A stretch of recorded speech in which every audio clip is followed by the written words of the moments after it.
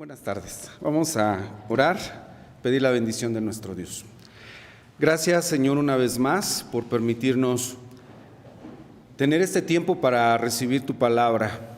Queremos, Señor, que tú nos hables, que toques nuestra mente, nuestro corazón, que abras, Señor, nuestro corazón precisamente para recibir esta palabra tuya. Hoy tú tienes a alguien por alcanzar, Padre, y le has traído a este santuario, a esta casa tuya, para escuchar esta palabra, al igual que cada uno de nosotros, para ser edificados y, Señor, para que tu glorioso evangelio siga como una red trayendo a todos los que tú quieres, Señor, a todos los que tú tienes destinados para la salvación y la vida eterna. Dirígenos a través de tu Espíritu Santo y que tu nombre sea altamente glorificado en Cristo Jesús, nuestro Señor. Amén.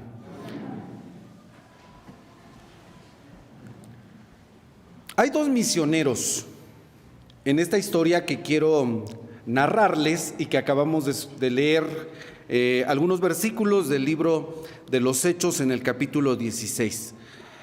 Hay dos misioneros que han predicado el evangelio de Jesucristo en varias partes de Asia Menor. Han atravesado por Frigia, dice el libro de los Hechos, han pasado por Galacia y ahora pretenden ir un poco más hacia el norte de Asia Menor, a la parte que se conocía como Asia proconsular, al norte. Pero la Biblia dice que el Espíritu Santo no los deja ir a estos dos misioneros. Llegaron entonces a Misia y ahora quieren ir a Bitinia. Y nuevamente el Espíritu Santo les impide, les dice que no vayan.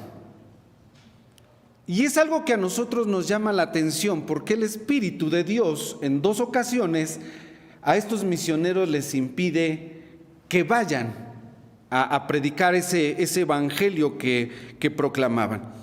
Pero bueno, es algo que la Biblia no revela. Sin embargo, creo que Dios siempre hace las cosas con un propósito. No era quizás el momento, ¿verdad? Quizás habría que atender otra necesidad espiritual en otro lugar. Razones tiene Dios para hacer lo que hace y no da explicaciones, por una razón simple. ¿Cuál creen que sea? Es Dios y es soberano y no toma consejo de los hombres. Esa es la razón. Y entonces Pablo, estando en Troas, dice la Escritura, tiene una visión. Dios le habla a través de una visión y dice que ve a un hombre macedonio, que le dice literalmente, dice el libro de los Hechos, capítulo 16, que le dice: pasa a Macedonia y ayúdanos. Esto es lo que ve Pablo en esa visión, un varón macedonio de pie que le dice, está delante de Pablo y le dice: pasa a Macedonia y ayúdanos. Pero el griego es muy específico en las palabras que usa, y es donde nosotros tenemos que estudiarlo y analizarlo, porque si pudiésemos traducir esas palabras, sería algo como esto: ven a predicarnos el evangelio. Le está diciendo con insistencia al varón macedonio: ven a predicarnos el evangelio por el cual muchos han sido llevados a la salvación. Y en ese ruego que hace el varón macedonio, que es lo que da implícito el griego, también nosotros lo necesitamos. O sea, esto significa cuando dice: pasa a Macedonia y ayúdanos. Está diciéndole: nosotros necesitamos ese evangelio.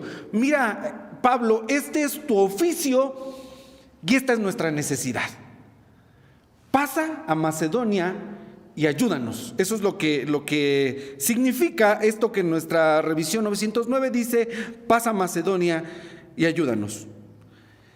Y Pablo, el siervo de Dios, se muestra obediente a la visión, la disposición. Y creo que las narraciones que da la Biblia deben de traer siempre una enseñanza para nuestra vida. Dios le está hablando a Pablo y Pablo se muestra obediente. Y ahí nuestra enseñanza. Si Dios te habla, Si Dios me habla, ¿qué hay que hacer? Muy bien. Creo que es muy lógico y muy simple, ¿verdad? Así es Dios. Dios habla y el hombre tiene que obedecer. Sus hijos, sus siervos, tenemos que obedecer. Pablo se muestra obediente a la visión, dando por cierto, dice el libro de los Hechos, que Dios le estaba llamando para anunciar el evangelio.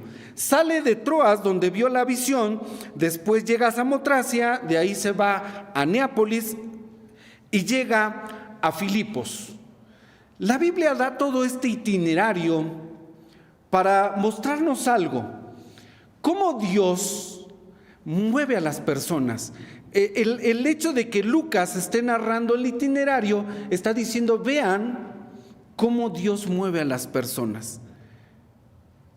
¿Cómo es que no hay coincidencias, sino que Dios mueve a las personas y los lleva de un lugar para otro? Y Dios, ya lo hemos recalcado muchas veces, tiene un propósito para cada uno. Bueno, entonces llega, dice la palabra de nuestro Dios, a Filipos. Y nuestra Biblia, la revisión 909, dice que Filipos es la primera ciudad de esta parte de Macedonia.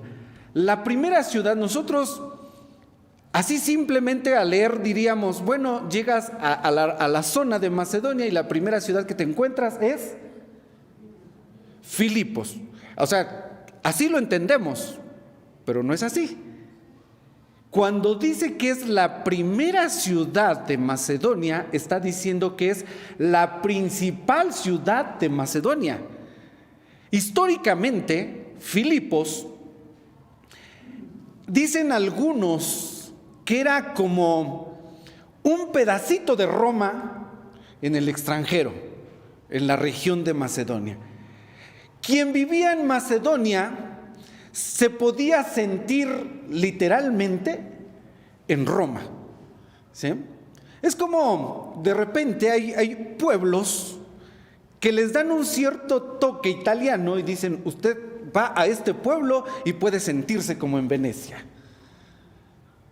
Algo así era lo que está tratando de describir el libro de los Hechos. Cuando dice que es la primera ciudad de Macedonia. Filipos entonces es una colonia romana trasplantada en el extranjero. Y dice la Biblia que allí llegaron estos misioneros, Pablo y su acompañante. Y estando unos días allí en Filipos, que por cierto esta ciudad se dice que fue fundada por Filipo en el año 356 antes de Cristo. Filipo fue el padre de Alejandro Magno, un general.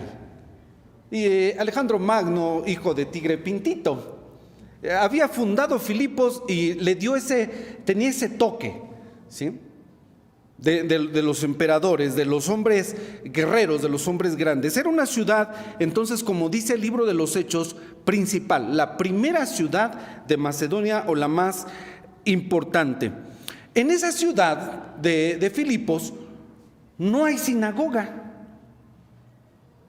No hay sinagoga. Para que en algún lugar, en alguna ciudad, en algún pueblo, alguna aldea, hubiese una sinagoga, había ciertos requisitos, y uno de esos, a lo mejor ustedes lo saben, que necesitaba haber por lo menos 10 judíos, 10 varones dispuestos a congregarse para poder establecer una sinagoga. Y entonces ese es otro dato que la Biblia nos ayuda a entender.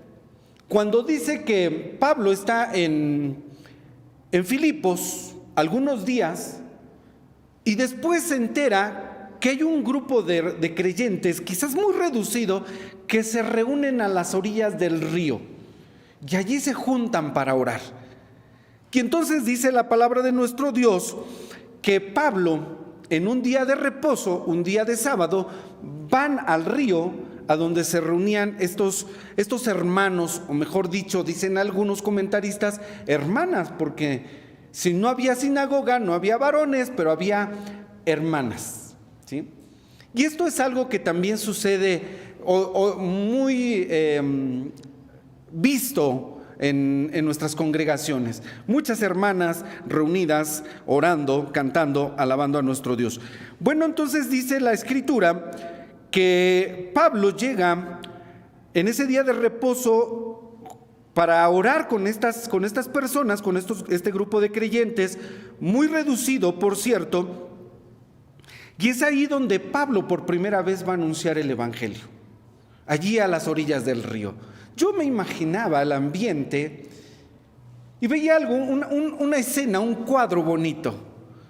Hermanas creyentes en Dios a las orillas del río orando.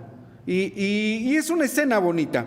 Llega Pablo con la autoridad apostólica y dice la Escritura que ese día comienza a hablarles. Obviamente no dice allí en la Biblia que les hablaba la palabra, pero pues Pablo no hablaba de otra cosa más que del Evangelio de Jesucristo, porque a eso Dios lo había llamado a anunciar.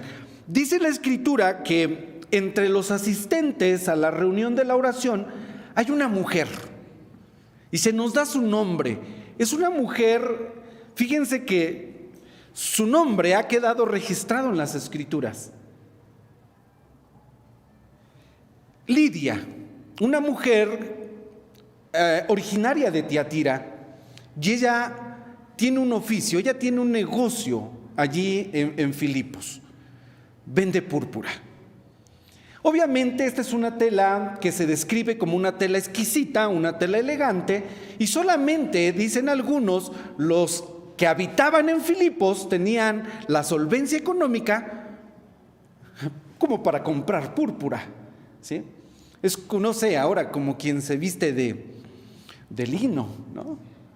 O de seda, ¿no? Alguna tela fina, y dicen, bueno, pues esto solamente lo puedo vender en ciertas colonias en donde hay gente que tiene la capacidad de venderlo. Lidia de Tiatira tiene un negocio establecido en Filipos y vende púrpura, pero es una mujer creyente en Dios. Y ese día, dejando sus actividades, he allí otra enseñanza, viene a la oración junto al río, y allí dice la palabra de nuestro Dios que ella estaba oyendo y estaba atenta a lo que Pablo decía. Pero hay un detalle. Vamos al libro de los Hechos, capítulo 16. Acompáñenme, por favor. Dice, versículo 14, 16, 14 de Hechos, que entonces una mujer llamada Lidia, que vendía púrpura en la ciudad de Tiatira, temerosa de Dios, estaba oyendo, el corazón de la cual abrió el Señor. Esa parte, si gusta subrayarla, el corazón de la cual abrió el Señor. Y esto nos dice algo interesante, algo que tú y yo tenemos que saber, que nuestros corazones están cerrados. Nuestros corazones están sellados, cerrados al Evangelio. Y el único que puede abrir el corazón es Dios. Si tú, querido hermano, hermana, has creído en Dios, tienes que saber que tu corazón estaba cerrado y algún día Dios lo abrió. A lo mejor no recuerdas el momento, pero Dios, tienes que saber que Dios hizo esto en tu corazón y en el mío. Cuando abrió el corazón, el Evangelio, la semilla del Evangelio entró, porque esta mujer estaba oyendo. Y bien dice la palabra misma de nuestro Dios, que la fe viene por el oír, y el oír la palabra de Dios. Y esta mujer Lidia estaba atenta. Y a veces los predicadores nos damos cuenta cuando la gente está atenta, como también nos damos cuenta cuando alguno está dormitando, ¿verdad? Pero hay algo, y todos los que predicamos el Evangelio no me dejarán mentir. A veces en los ojos vemos la fe de los hermanos. Y se nota cuando está la fe obrando en esas personas, en esos hermanos, porque la palabra de Dios tiene esta virtud. Dice Romanos 1:16, que es potencia de Dios. El evangelio es poder de Dios. Y también dice en la misma escritura que es como una espada de dos filos. Pues eso estaba predicando Pablo cuando Lidia está escuchando y Dios abre su corazón para que estuviese atenta y recibe el evangelio. El evangelio hace lo suyo en el corazón de Lidia y ella se convierte al Señor. Y creo que esto es lo que mandó el Señor Jesucristo en la Gran Comisión, en San Marcos 16, versículos 15 y 16, porque cuando digo Gran Comisión casi nuestro pensamiento se va a Mateo, capítulo 28, pero Marcos dice: id por todo el mundo, predicad el evangelio a toda criatura, el que creyere y fuere bautizado será salvo, mas el que no creyere será condenado. Lidia cree y en ese momento es bautizada. Y tan pronto como Dios abre su corazón al evangelio y se convierte y es bautizada, ella abre las puertas de su casa para los misioneros. Esto es lo que está narrando el libro de los Hechos, capítulo 16. Dice que entonces Lidia le dice a los misioneros: si ustedes juzgan que yo soy digna, acompáñenme a mi casa, quiero invitarlos a comer. Y aquí podemos comentar también lo siguiente, que esta hermana Lidia, por el negocio que tenía, pues tenía la capacidad económica de llevar a los misioneros a su casa. Pero más que la capacidad económica, vemos la disposición de ese corazón que Dios ya ha abierto al evangelio. Porque, hermanos, Dios hace muchas cosas cuando abre el corazón. Y esta mujer entonces abre las puertas de su casa para recibir a los misioneros. Pero sucede algo, que en ese ir y venir de la casa de Lidia al río donde se reunían para la oración, recalco porque no hay sinagoga en Filipos, en ese ir y venir, en una ocasión, dice el libro de los Hechos, que van los misioneros a la oración y les sale al encuentro una muchacha. Es una muchacha, es una joven. ¿De qué edad? Pues yo no me la podría imaginar más allá de 25 años. Si dice que es una muchacha. Algunos dicen que inclusive era una jovencita, no sé, como algunas de las que están aquí. 15, 16, 18 años, es una joven, pero hay algo en ella. Algo que no sería grato para ninguna de nuestras jovencitas, estar viviendo una situación como la que aquí se describe. Y en un solo versículo se dice que tenía un espíritu pitónico de adivinación. Pero esta muchacha, esta jovencita, dice que cuando ve a los misioneros se pone a gritar. ¿Y qué gritaba? Dice que esta muchacha grita, versículo 17: estos hombres, estos que van ahí, esos dos señores que van, dice, estos hombres son siervos del Dios alto. Lo está gritando en una ciudad, en una aldea romana. Estos hombres son siervos del Dios alto. Versículo 17, y anuncian el camino de la salvación. Tal parece ser que ya lo había hecho en otras ocasiones, mientras Pablo y Silas van a la oración. Pero llegó un momento en el que Pablo, dice la Escritura, que se incomodó de esto que está sucediendo. Le molesta que esta muchacha esté gritando eso. Tal como al Señor Jesús le desagradó que los demonios dijeran en su momento: Jesús, Hijo del Altísimo, sabemos quién eres. Y el Señor los reprendía porque no quería el testimonio diabólico de ellos. Y así Pablo, cuando escucha a esta muchacha que está gritando, estos son siervos de Dios alto, la gente volteaba. Y entonces se enteraron de la presencia de dos hombres que no pertenecen a Filipos y que traen un mensaje. Y la gente está escuchando lo que esta muchacha dice. Le causa tanto desagrado a Pablo, mientras ellos van pasando, que le dice no a la muchacha, sino al espíritu que está ahí, sabiendo que era un espíritu inmundo, le dice: te ordeno en el nombre de Jesús que salgas de ella. Y sale el espíritu, pero por ahí había unos observadores. Dice el libro de los Hechos, los amos de la muchacha, que la ponían a trabajar con este espíritu de adivinación, y dice el libro de los Hechos que daba grandes ganancias. Era un negocio la adivinación en esta ciudad de Filipos. Era un negociazo. Dice que les daba muchas ganancias a sus amos. Hasta el día de hoy, y creo no equivocarme en lo que voy a decir, la adivinación sigue siendo un negocio. Vean cómo no han cambiado mucho las cosas desde el primer siglo hasta el siglo XXI que nos encontramos, porque la ignorancia de la gente, la ceguera que Satanás causa en la vida de las personas, los lleva a este tipo de prácticas y siguen siendo un negocio.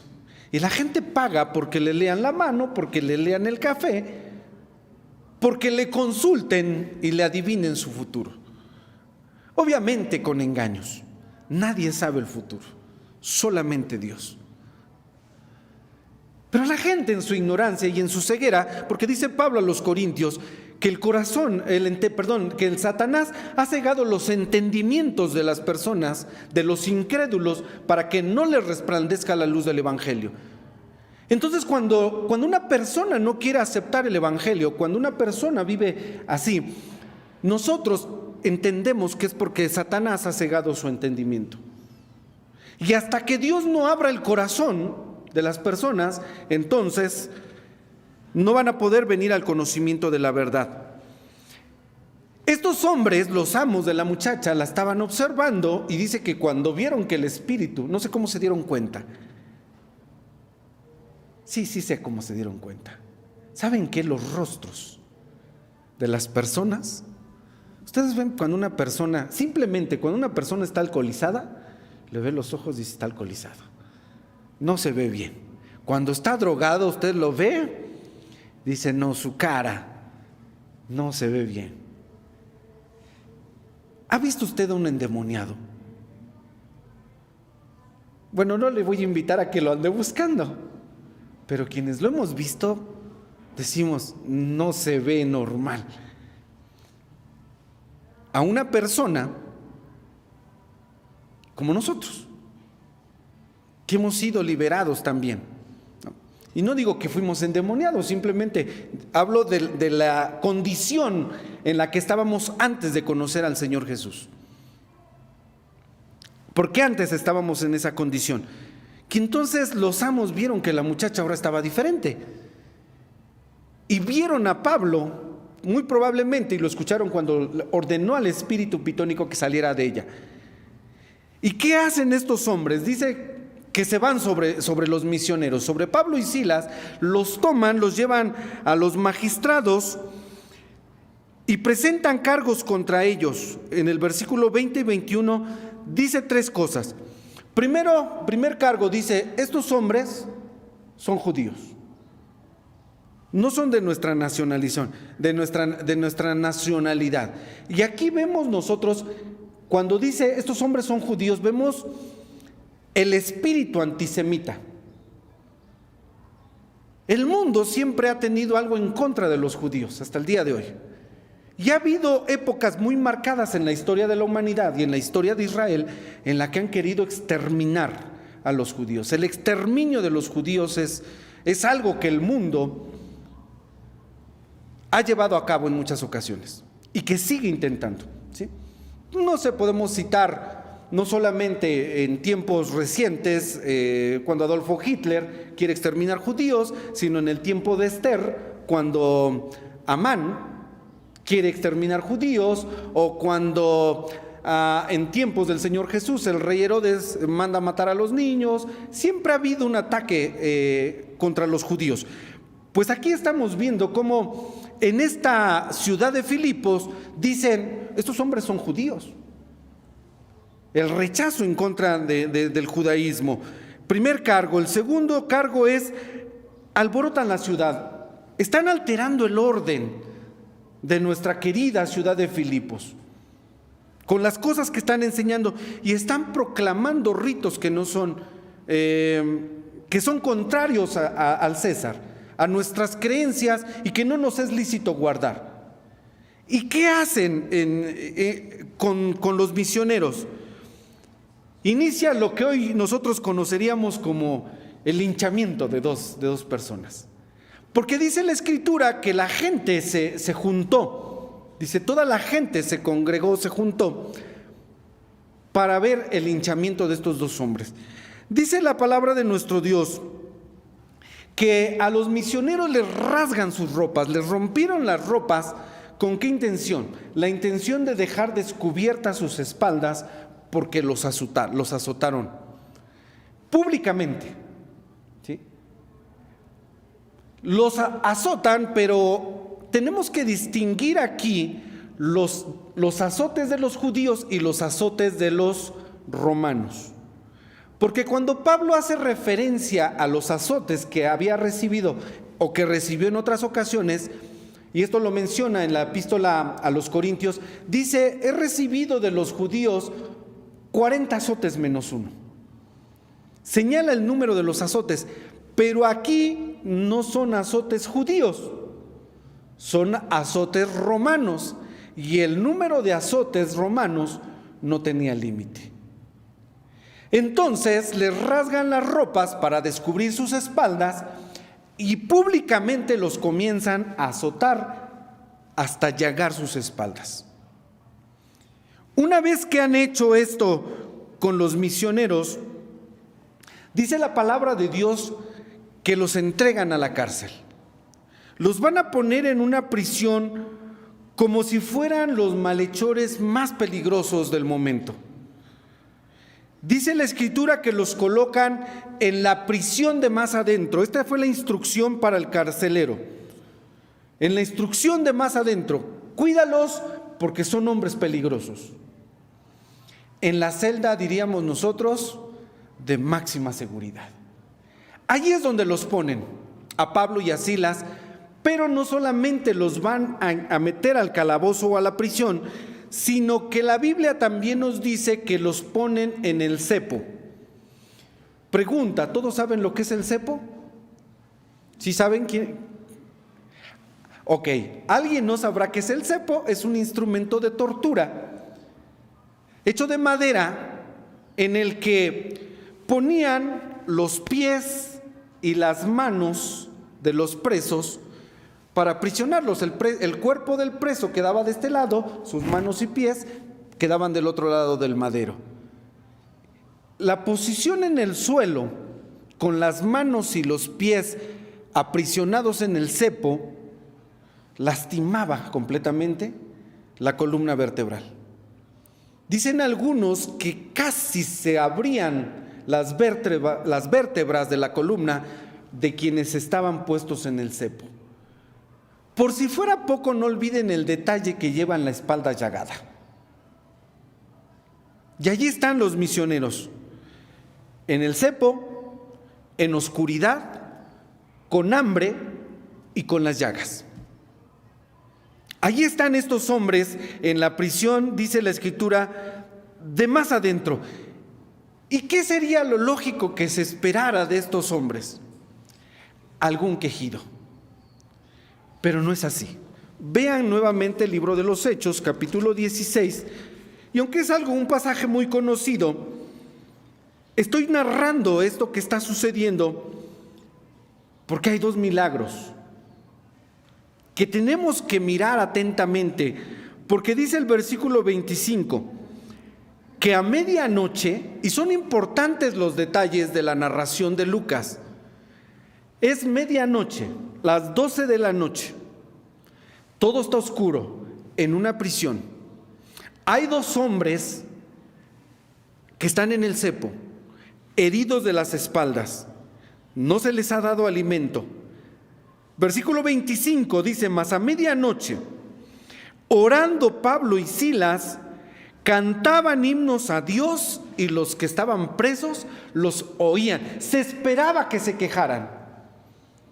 Pero ¿qué se escuchó a medianoche? Unas oraciones y unos cantos. Y yo siempre me he preguntado, ¿qué cantarían aquella noche? Si tuvieran un himnario como los que nosotros usamos, ¿qué himno creen ustedes que estarían cantando? A ver, díganme alguno. ¿Firmes y adelante? No sé. ¿Estarían cantando Castillo Fuerte? ¿Estarían cantando, no sé, Cristo está conmigo? No tengo temor. No te dé temor hablar por Cristo. Si tuviesen un himnario de los nuestros, obvio ellos tenían sus cantos, pero estaban alabando a Dios. No era el lugar más idóneo, no era la posición más cómoda, no era el momento más oportuno, pero eso nos dice que para cantar a Dios, a lo mejor no tiene que influir el ambiente, no tiene que influir el lugar, no tienen que influir las condiciones. Entonces, ¿qué se requiere para cantar? Y aquí es donde quiero que lean conmigo el Salmo 108. Porque creo que esto responde un poco a lo que está sucediendo allí en esa prisión. Salmo 108, verso número 1. ¿Cómo dice este texto? Lean conmigo quienes ya lo tienen. Dice: mi corazón está dispuesto, oh Dios, cantaré y salmearé todavía en mi gloria. ¿Qué se requiere para cantar a Dios, para salmear a Dios? Un corazón dispuesto. No me importa la condición, no me importa el lugar, ¿qué se requiere para alabar a Dios y glorificar a Dios aún en estas condiciones? Hermanos, un corazón dispuesto. Quien tiene un corazón dispuesto va a exaltar a Dios, va a glorificar a Dios. Quien no lo tenga, se le va a hacer difícil hacerlo. Y vean cómo en medio del dolor, en medio de la oscuridad, y a medianoche, Pablo y Silas cantan himnos a Dios, y dice que los que están presos los oían. Pero cada himno tiene un mensaje, cada himno tiene una enseñanza. Como el canto que vamos a interpretar para la gloria de Dios, el que sigue después de este comentario, de este mensaje. Ven, amigo, a Jesús, pues Él murió por ti. ¿Se imaginan ustedes si Pablo y Silas estuviesen cantando este himno, esta alabanza, en esa noche, en esa prisión oscura? Ven, amigo, a Jesús, pues Él murió por ti. Están cantándole a los presos. Y los que están presos los oían. Y entonces dice la palabra de nuestro Dios que sucede algo. Versículo 26, fue hecho de repente un gran terremoto, no un temblor, literalmente un terremoto. De tal manera que los cimientos de la cárcel se movían. Está sucediendo un movimiento en esa prisión. Y luego todas las puertas se abrieron y las prisiones de todos se soltaron. Esto nos da a entender que los que estaban encadenados y que los que estaban en el cepo fueron liberados. Milagro de Dios. Solamente porque hay dos hombres que están cantando y están orando. ¿Cuántos eran? Hermanos, a veces queremos que toda la iglesia, toda la multitud de los hermanos canten, alaben, glorifiquen a Dios para que ocurra un milagro. No. Con 2 o 3 congregados en mi nombre, dijo el Señor Jesús, que tengan, ¿qué cosa? Un corazón dispuesto. Que tengan ese corazón dispuesto. Vamos a glorificar a Dios. 2. Y hermanos están en el cepo. Imagínense ustedes, ¿qué hace Dios con 2 corazones dispuestos? Aquí no habemos 2 corazones dispuestos. Creo yo que habemos más. Que queremos glorificar a Dios así. Y Dios, hermanos, obra milagros. Porque Dios es el mismo de ayer, hoy y por todos los siglos. Dios sigue siendo el mismo. Cuando dice, despertando el carcelero, versículo 27, hermanos, un carcelero no tenía por qué dormirse. Las leyes romanas, el reglamento decía, tú te duermes y vas a ver lo que te sucede. Se te escapa un preso sobre tu cabeza. Decía el reglamento para los custodios romanos. Esta era la ley. Dice que despertando el carcelero se quedó dormido.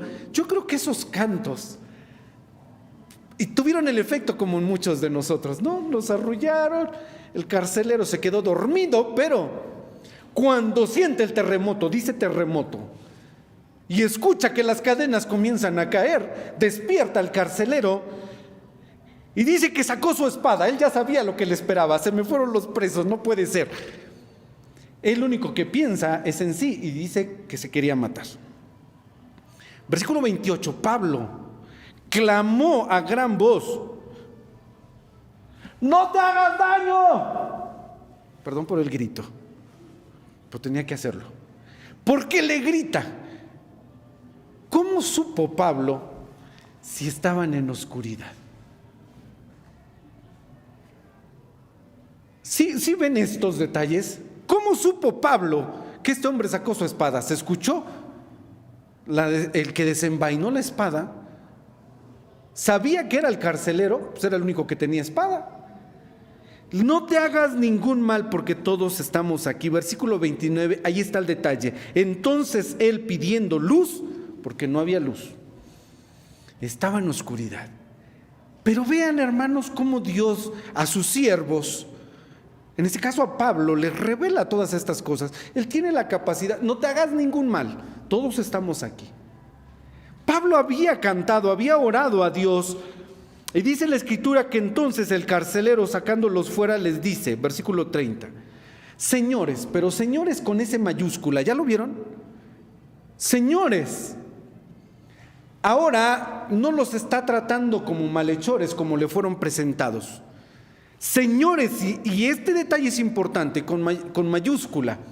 Señores, ¿qué es menester para que haga para que yo sea salvo? ¿Cómo sabía que había una condenación? ¿Cómo sabía que había la oportunidad de salvarse? ¿Cómo sintió este hombre carcelero que tenía la necesidad de ser salvo? Él había escuchado esos cantos. Él había escuchado esas oraciones. ¿Y cuántos no hemos sido alcanzados por un himno? Por una alabanza que Dios tocó nuestro corazón. Ese fue el anzuelo que Dios utilizó para traerte. Y entonces Dios abrió tu corazón al evangelio. Este hombre ahora les dice qué es menester que haga para ser salvo. Y ellos, muy brevemente, directo y al grano, ¿sí?, concisamente le dicen: cree en el Señor Jesucristo y serás salvo tú y tu casa. Y entonces dice la palabra de nuestro Dios que le hablaron la palabra del Señor y todos los que estaban en su casa, y tomándolos en aquella misma noche, en aquella misma hora de la noche, les lavó los azotes. Se bautizó luego él y todos los suyos. Y entonces aquí ocurre el segundo milagro. El primer milagro fue el terremoto, la liberación. Y el segundo milagro que yo veo en esta narración es que este hombre rudo, porque su oficio lo requería. El ser el custodio, el carcelero, nos habla de un hombre malo, de un hombre sin sentimientos, de un hombre que no se conmueve al recibir a dos hombres con las espaldas llagadas y ponerlos en el cepo y echarlos en la prisión de más adentro. Él no tiene ese sentimiento para hacer lo que está haciendo, porque así es su trabajo. Pero ahora lo vemos, dice, frente a estos hombres, y les dice: ¿qué tengo que hacer, señores, para ser salvo? Cree en el Señor Jesucristo. ¿Qué tienes que hacer? Cree en el Señor Jesucristo. Vas a ser salvo tú y tu casa. Y este hombre, Dios abre su corazón y recibe el Evangelio y se convierte. Y es bautizado, dice la Escritura, juntamente con los suyos. Y aquí está el segundo milagro. Queridos hermanos, son dos hombres con un corazón dispuesto, alabando y glorificando a Dios, y Dios está obrando milagros a través de ellos. Y el milagro más grande que usted y yo podemos ver no va a ser en las campañas de sanidad, con todo respeto, que sí los hemos visto, ¿verdad? Hemos visto y hemos escuchado el testimonio de hermanos cuando hemos hecho campaña aquí. Dicen: yo venía en esta condición de enfermedad y el siervo de Dios oró y me fui sin ese dolor que yo sentía. Hemos recibido testimonio y nosotros podemos testificarlo. Pero el milagro más grande no es ni el terremoto ni es la sanidad de alguien. Creo yo que el milagro más grande es la conversión de un pecador.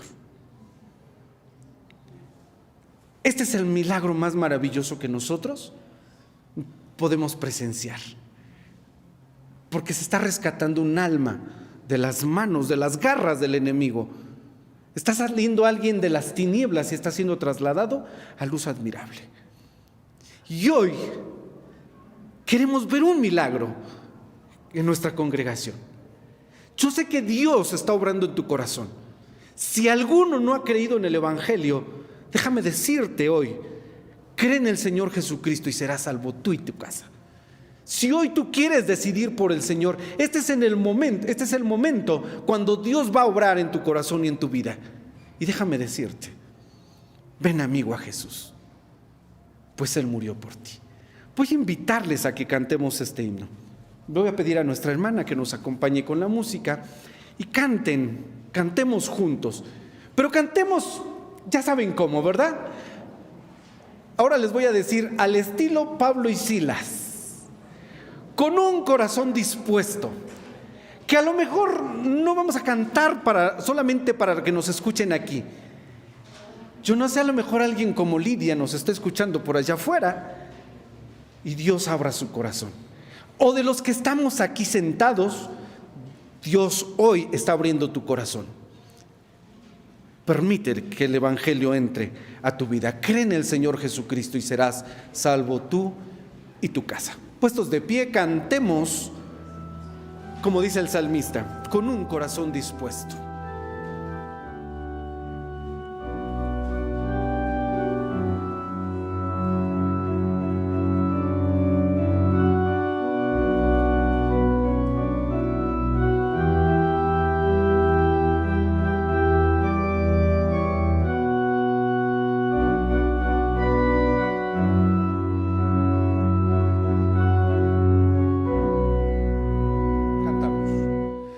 Ven amigo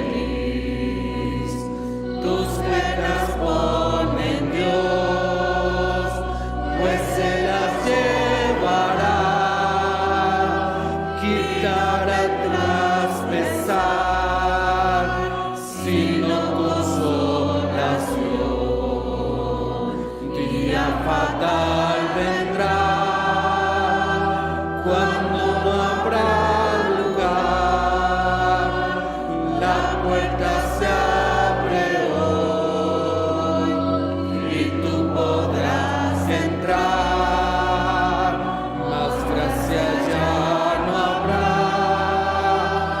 pues la desprecias hoy, acepta pecador la salvación de Dios. La puerta se abre hoy. Acepta, pecador, la salvación de Dios. ¿Alguien en esta mañana, en esta tarde, quiere hacer su decisión a favor de Cristo? ¿Ya recibiste al Señor en tu corazón? ¿Estás seguro de ello? Que el Señor te bendiga. Vamos a orar por ti. Que el Señor siga obrando en el corazón de cada uno de nosotros y este mensaje, este evangelio siga alcanzando a todos los pecadores. ¿Alguien quiere pasar al frente? Con toda libertad vamos a orar. Si no hay en su lugar, vamos a repetir esta oración. Padre, te damos gracias, Señor, en esta hora, porque tu palabra nunca vuelve a ti vacía. Y hoy has alcanzado, Señor, este corazón que se rinde a ti, a tu presencia. Dios eterno, ahí en su lugar, tú has obrado en la virtud de tu Espíritu Santo y has abierto, Señor, ese corazón. A tu nombre sea la honra y la gloria. Gracias, Padre, porque tu palabra es viva y eficaz. Y en este momento queremos entregarte, Señor, el fruto del evangelio para tu gloria, para testimonio. Gracias, Señor, porque has conmovido los corazones y aún el nuestro ha sido confirmado, y Señor, y queremos ratificar nuestra fe en ti. Gracias por la salvación en Cristo. Gracias, Señor, porque estando perdidos tú nos alcanzaste. Y hoy, Señor, al escuchar tu palabra, una vez más hemos sido conmovidos y redargüidos en nuestro corazón. Gracias, Padre, porque tú obras en medio de tu pueblo. Bendice a tu iglesia, bendice a los creyentes, Señor, y te rogamos porque cada vez más, Señor, sigan integrándose, traídos por ti, a todos los destinados para la salvación, porque sabemos, Señor, que el número se ha de completar para que tú puedas venir por tu iglesia. Ven, Señor Jesús. A tu nombre la gloria y la honra, ahora y siempre, en Cristo Jesús, nuestro Salvador. Amén. Que el Señor nos bendiga.